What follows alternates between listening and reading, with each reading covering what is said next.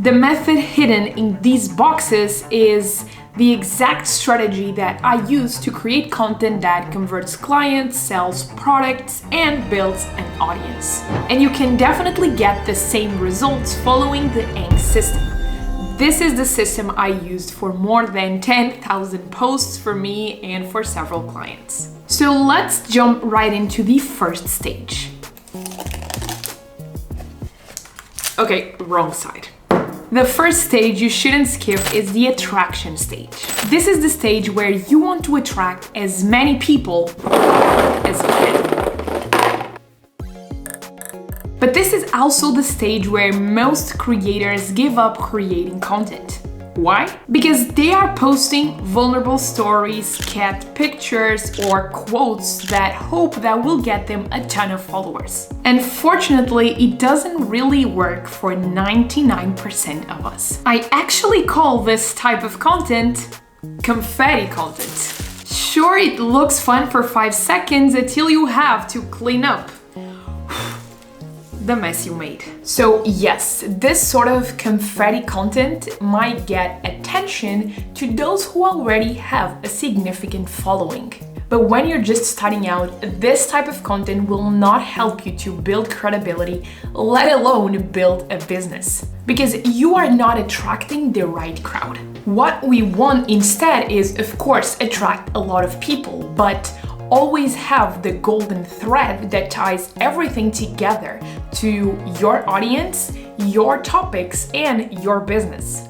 So how do we do that? These are 3 examples of attraction posts that help me reach thousands of people on LinkedIn. This first one is all about recent trends that overlap with my main industry. The second is broad educational content that solves the pain point that many people following me have. And third, this is a story that shows that I'm a human being, and so I'm trying to relate back to my target audience. I'll obviously link to all of these posts down below so you can take your time to study them.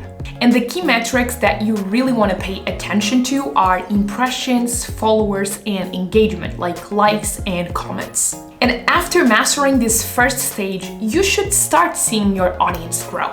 But this only gets us followers and likes. But you can pay the bills with those. So what about customers and partnerships and credibility? This perfectly illustrates what's in this second box. The nurture stage. When we create nurture content, we are essentially tapping into the law of reciprocity. This law is one of the universal persuasion laws described by the great Cialdini in his book Influence. It describes the human tendency to feel obligated to return something in favor to what someone already did to you first. So when you help people as much as possible in your target audience without expecting nothing coming from them, well, you can expect them to feel more interest and feel more compelled to engage and buy from you. So what type of content can you create in the nurture stage? I really recommend these 3 types of content. First one is shedding light into the very specific problems that your target audience is facing. So they feel that you know exactly what they are facing at that specific moment in time. Second, you should leverage storytelling to help them see how you faced those problems before and what you felt during those ups and downs of the journey. And finally, the third is you want to talk about solutions or potential solutions, and you want to help your target audience see that you have the answers. Now, you might be asking, well, if I'm sharing all of this for free, will my audience actually want to pay for my services, my products, my expertise? Short answer is yes. People pay for speed, people pay for accountability, people pay for execution, and they pay for condensed learnings. So share as much as possible with them and then sell your implementation, sell your systems, or sell access to you. A good rule of thumb that I like to follow when creating any piece of content is this: do I feel uncomfortable sharing all of this information for free? And if the answer is yes, it's because I'm ready to publish. And those posts tend to perform much better than any other ones. And now that we have been nurturing our audience, we enter the last stage. And this is the conversion stage. In this stage, we are pretty much just talking to a smaller group of people that are really ready to move forward with the things that we sell. And of course, some of those people will get lost in the funnel, but that's normal. But too much focus on this stage will result in your audience getting bored with you. Too little focus and you are essentially collecting vanity metrics. But when it comes to converting your audience into paid customers, a lot of creators get scared of being too salesy. But here's the secret. Usually a sales post is not what makes your prospects think that you are being salesy. But before telling you what does make you sound salesy, we first need to look at some examples of what a good conversion post looks like. When you write content for the conversion stage, you want to go deep into audience research. Basically, you want to get so familiar with their pain points, the transformation that they are looking for, and how your specific solution will help them go through this transformation that you can pretty much imagine them reading or going through your content and thinking, how does she or he know me so well? And in this phase, what you really want to nail down is focusing on similar people that have gone through that transformation because of your solution. So essentially in this phase, you really want to go deep into your past customers or users.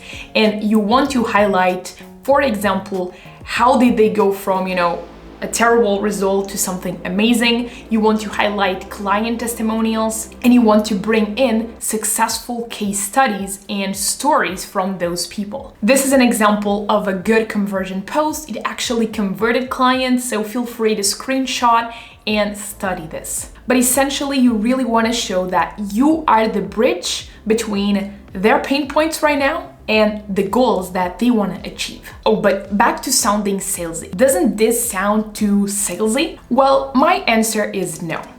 It's not about what you write or create for a specific piece of content. It's what you did in the previous stages, the attraction and nurture stage, that determine if you will sound salesy or not. When people don't trust you, they do not want to buy from you. They do not want to read your conversion posts. And so if every single post you do is trying to sell them directly and you haven't taken the time to offer value, well, you're pretty much sabotaging your success, and your audience will quickly get tired of you. I've seen it happen, and it's not easy to get that back. But when you do the attraction and nurture stage, when you reach the conversion stage, you will basically do something that your audience wants.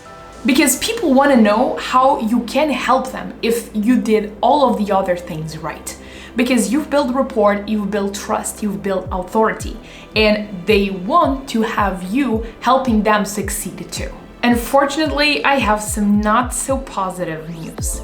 If you don't have a proper system optimized to create this content on scale, consistently, and with top quality, you will likely not be able to reap the rewards that this will offer you. So if you want to know my content system for creating content at scale, you really don't want to miss this video. I see you there.